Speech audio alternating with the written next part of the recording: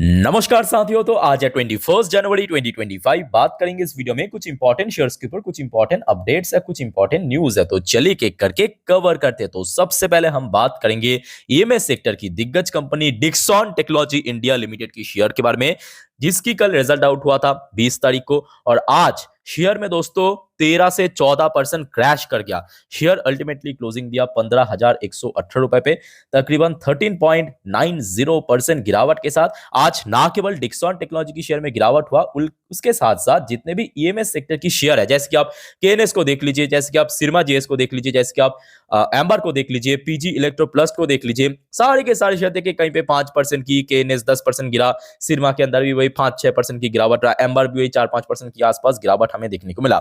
अब क्या हो गया कि डिक्सॉन की शेयर सीधा सीधा 13-14% क्रैश कर गया।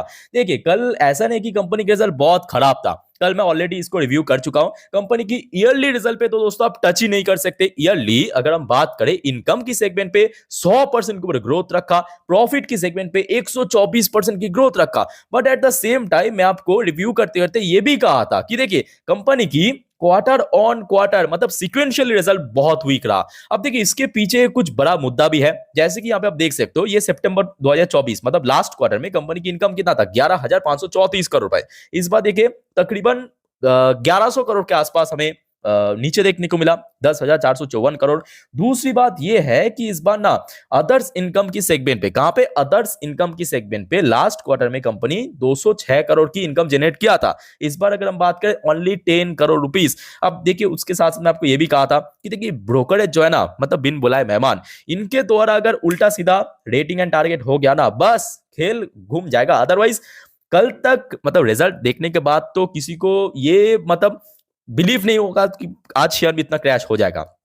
बात यह है कि कंपनी की परफॉर्मेंस के ऊपर बेस करके ये देखिए, सबसे पहले ग्लोबल ब्रोकरेज कंपनी जेफरीज ने इसको कवर किया, और जेफरीज ने साथ ही साथ अंडर परफॉर्म की, खराब रेटिंग दिया, अंडर परफॉर्म की, ना केवल खराब रेटिंग दिया, उसके साथ साथ टारगेट प्राइस के अंदर भी कट किया 12,600 रुपए। तो मतलब आज शेयर या लास्ट डे आप देखिए शेयर जहां पे क्लोजिंग दिया था, मतलब 17,500 के ऊपर, वहां से तो बहुत नीचे है ना, 12,000 के आसपास यहाँ पे रेटिंग एंड टारगेट दिया है।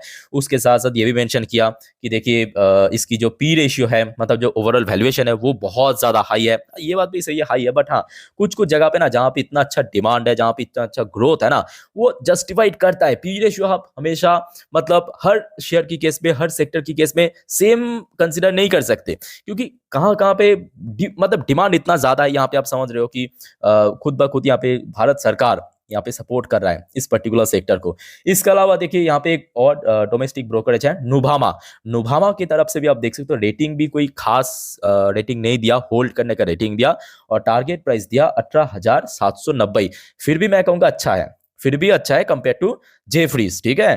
तो यहाँ पे जो टारगेट एक्चुअली दिया है, ये भी कोई बड़ा चारा टारगेट नहीं था। देखिए आज के साथ अगर आप कैलकुलेट करें तो आपको काफी लंबा चौड़ा लगेगा ये target, but actually last day share जहां पे क्लोजिंग दिया था 17,559 पॉइंट पे, उसके साथ अगर आप कैलकुलेट करेंगे, आपके नुभामा की जो टारगेट है वो बहुत ज्यादा नहीं है, ठीक है। तो बेसिकली ब्रोकरेज द्वारा इसको कट किया। और दूसरी जो मुख्य वजह यह है कि कंपनी के एक्चुअली सिक्वेंशियली मतलब क्वार्टर ऑन क्वार्टर बेसिस पे रेवेन्यू के अंदर ड्रॉप हुआ, इनकम के अंदर ड्रॉप हुआ, और ये एक बहुत बड़ा मुद्दा बना, और शेयर सीधा सीधा 13 से 14% क्रैश कर गया। क्लियर हो चुका है। अब देखिए ऐसा नहीं कि सारे ब्रोकरेज ने खराब रेटिंग दिया, नहीं, कुछ ऐसे डोमेस्टिक ब्रोकरेज कंपनी है जैसे कि मोतीलाल ओसवाल की तरफ से डिक्सॉन टेक्नोलॉजी को बाई करने का रेटिंग दिया, टारगेट प्राइस दिया 20,500 रुपए का। तो मतलब इसका जो ऑल टाइम हाई है 19,000, उससे भी बहुत ऊपर 20,500 रुपए का टारगेट दिया। बट हाँ अक्सर हमने देखा जब बात होता है आपके डोमेस्टिक एंड इंटरनेशनल या ग्लोबल ब्रोकरेज के, तो हमेशा जो ग्लोबल ब्रोकरेज की तरफ से रेटिंग एंड टारगेट दिया जाता है वो बहुत ज्यादा इंपैक्टफुल होता है कंपेयर टू डोमेस्टिक ब्रोकरेज। तो मेरे बात को आई थिंक कि आप अच्छे से समझ गए कि क्यों आज शेयर में गिरावट हुआ, और बाकी देखिए परिणाम आपके सामने, ठीक है। तो डिक्सॉन के अंदर आज जो 13 से 14% की गिरावट हुआ, उसके पीछे जो सबसे पहले मुख्य वजह, जो नंबर 1 रीजन है, एक तो कंपनी की इनकम, टोटल इनकम, इस पर हमें क्वार्टर ऑन क्वार्टर बेस पे ड्रॉप हुआ। दूसरा ये जो बिन बुलाए मेहमान यानी ब्रोकरेज, इसके द्वारा रेटिंग एंड टारगेट कट किया, ठीक है। अब देखिए सवाल उठता है कि सर कहाँ तक गिर सकते हैं। देखिए बहुत सिंपल सी बात है, लास्ट 6 महीने की अगर हम लो की बात करें तो देखिए शेयर जो है 15,500 के आसपास सपोर्ट मिला था, ठीक है। तो इमीडिएट मैं कहूँगा जो साइकोलॉजिकल सपोर्ट है 15,000 के आसपास है, अगर इन केस ब्रेक हो गया तो नीचे ऑलमोस्ट 1000 पॉइंट के आसपास फिर से फ्री फॉल हो सकता है, बट आशा रखता हूँ बहुत जल्दी रिकवर कर जाएगा, बिकॉज कंपनी खराब नहीं है, अच्छी कंपनी है। कभी कभी हो जाता है एक आध क्वार्टर, ठीक है, तो वो हम पकड़ के आगे नहीं बढ़ सकते। कंपनी की ओवरऑल स्ट्रक्चर को आपको देखना चाहिए, या कंपनी की जो बिजनेस है उसको ऑब्जर्व करने की जरूरत है। एनीवे, ये सबसे पहला कंपनी हो गया।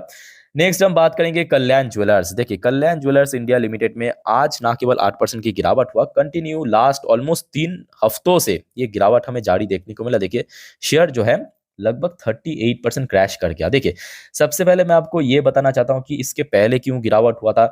एक ऐसे अफवाह मार्केट में सर्कुलेट हो रहा था कि एक कंपनी है मोतीलाल ओसवाल, ध्यान से सुनना, क्योंकि मोतीलाल ओसवाल के अंदर जिस वजह से आज गिरावट हुआ, कल्याण ज्वेलर्स के अंदर भी सेम रीजन के कारण ही गिरावट हुआ था। जैसे कि देखिए, मोतीलाल ओसवाल ये क्या कंपनी है, एक ब्रोकरेज कंपनी है। ब्रोकरेज के साथ साथ एक एएमसी कंपनी है। एएमसी मतलब एसेट मैनेजमेंट कंपनी, या आप इस टाइप की भी समझ सकते हैं, एक म्यूचुअल फंड कंपनी है। म्यूचुअल फंड कंपनी करता क्या है, जो भी कस्टमर्स उनको पैसे देते हैं, मतलब इन्वेस्ट करते हैं म्यूचुअल फंड, उसको पैसा अलग अलग जगह पे सर्कुलेट मतलब इन्वेस्ट करता है अच्छी अच्छी कंपनी में। तो कुछ टाइम पहले एक ऐसा र्यूमर चल रहा था कि मोतीलाल ओसवाल एएमसी द्वारा कल्याण ज्वेलर्स की शेयर को लगातार पुश किया जा रहा है। अब देखिए, ये बात भी सही है कि शेयर प्राइस में लगातार हमें मोमेंटम देखने को मिला था कंटिन्यूअसली। अब देखिए, मोतीलाल कल्याण ज्वेलर्स की शेयर तेजी था, ठीक है। और जैसे ही ये रूमर बाहर आया तो हमने देखा कि शेयर में तो लगातार गिरावट। अब आज की डेट पे एक और रूमर फैला कि देखिए, मोतीलाल ओसवाल ब्रीबेरी रूमर्स, मतलब यहाँ पे घूस लेके मोतीलाल ओसवाल की जो एएमसी कंपनी है उसकी जो फंड मैनेजर है, घूस लेके ब्रीबेरी, ठीक है, डिस्पाइट द क्लैरिफिकेशन।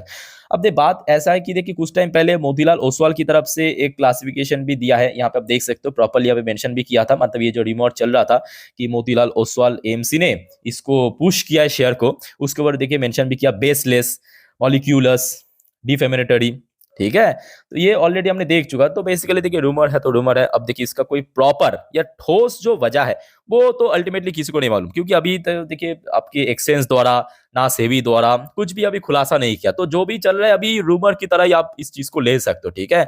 और बाकी बात करें, देखिए, चाहे मोतीलाल की बात करें, कल्याण की बात करें, अच्छी कंपनी, दोनों ही अच्छी शेयर है, ठीक है। अब देखिए, गिरावट हो चुका है तो अब किसी के हाथ में नहीं है। ये कुछ कुछ चीज देखिए किसी के हाथ में नहीं है। अब नॉर्मली सोचिए, देखिए लास्ट 6 महीने की लोएस्ट पोजीशन पे शेयर आ चुका है। एक साल की बात करें, देखिए शेयर इस लेवल पे आया था आपके लास्ट ईयर जुलाई की महीने पे, जुलाई मतलब बजट के टाइम पे, लास्ट ईयर लगभग 6 महीने पहले की बात है। तो उसके पहले देखिए शेयर को सपोर्ट मिला था तकरीबन 400 450 के लेवल है। तो इमीडिएट अगर हम बात करें, शेयर के लिए जो स्ट्रॉन्ग सपोर्ट हो रहे हैं लगभग वही 400 से लेके 430 रुपए के आसपास निकल के आ रहे हैं। इमीडिएटली अगर और ज्यादा गिरावट हो जाता, आशा रखता हूँ नहीं होगा, बिकॉज देखिए आरएस इंडेक्स वाइज भी बहुत नीचे आ चुका है। और बाकी बात करें मोतीलाल ओसवाल, आई थिंक कि इन कंपनी की तरफ से भी कुछ ना कुछ प्रॉपर जानकारी आपको मिल जाएगा नेक्स्ट कुछ दिनों के अंदर कि ऐसा एक्चुअल में हुआ है नहीं हुआ, क्योंकि अल्टीमेटली एक्सचेंज को तो जवाब देना पड़ेगा। बाय द वे, ये दोस्तों इंपॉर्टेंट शेयर। नेक्स्ट हम बात करेंगे नियोजन सॉफ्टवेयर टेक्नोलॉजी लिमिटेड। अब देखिए, अभी हमने देखा कि देखिए डिक्सॉन की जो बैलेंस शीट है ना Q3 उसमें कुछ जगह पे थोड़ा सा खामी था, मतलब थोड़ा सा बोल सकते हो वीकनेस था क्वार्टर ऑन क्वार्टर बेस पे।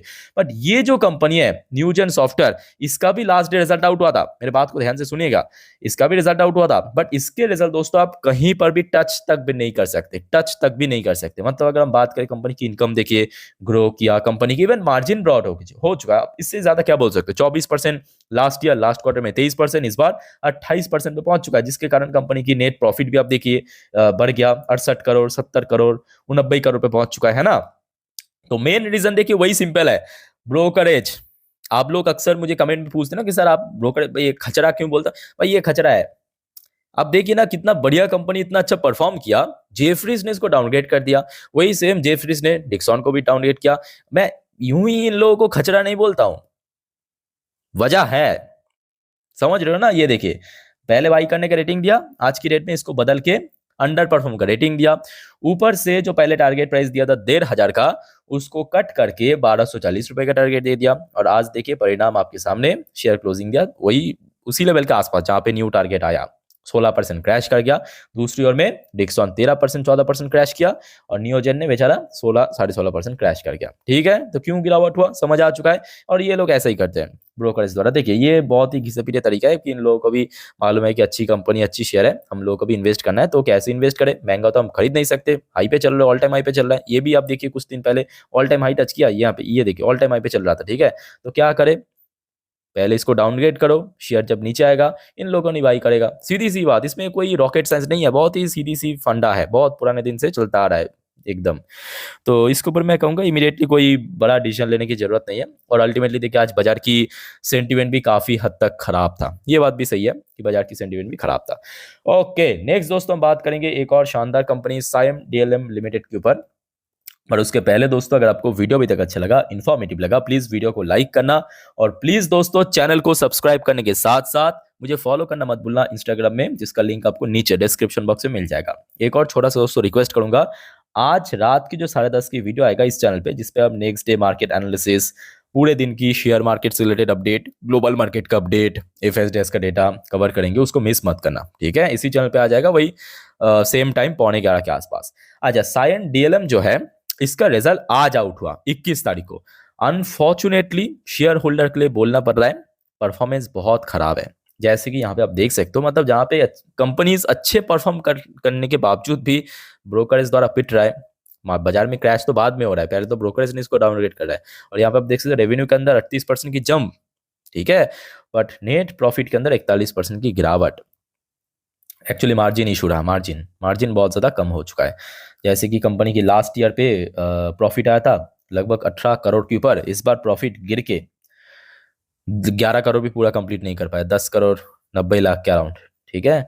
पर उसके अलावा अगर हम बात करें कंपनी की जो यहाँ पे रेवेन्यू फ्रॉम ऑपरेशन, मतलब ऑपरेशनल रेवेन्यू, उस पर 38% की जंप भी रखा। अब देखना ही होगा कि इसको कैसे रेटिंग एंड टारगेट मिलता है, क्योंकि अल्टीमेटली आज वही ब्रोकरेज द्वारा ट्रिगर हो रहा है। शेयर प्राइस आप देख लीजिए, मैक्सिमम केस में ऐसा ही हो रहा है, तो इसको नजर रखिए। अब देखिए ऐसा नहीं कि सारी कंपनी के केस में खराब न्यूज़ है, नहीं, अच्छी खबर भी है।